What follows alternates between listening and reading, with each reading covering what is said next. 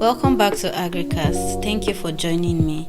Today's episode will be a continuation of what we discussed in the previous episode about pig farming, their housing, feeding, and their different kinds of breed. Before we proceed, did you watch the last episode? Please, if you did, help me drop a comment about what you learned. Furthermore, we'll be talking about their health management and market strategy. In pig farming, health is wealth literally. Healthy pigs grow faster, breed better, and sell quicker.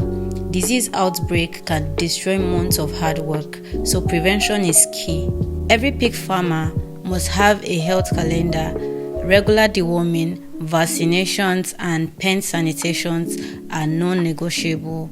Work closely with a vet, even if it's on a schedule. Remember, sick pigs don't sell. Now here's the exciting part: marketing. Unlike some livestock, pigs sells fast. Once your pig hits market weight, 60 to 90 kg, buyers will be the one chasing after you and not the other way around. Local butchers, pork vendors, soya spots, restaurants, and even individuals are constantly in search of mature pigs. If you run a farm with good stock, word of mouth alone can bring you consistent sales. For more skill, use Facebook Marketplace, WhatsApp, and other farming network.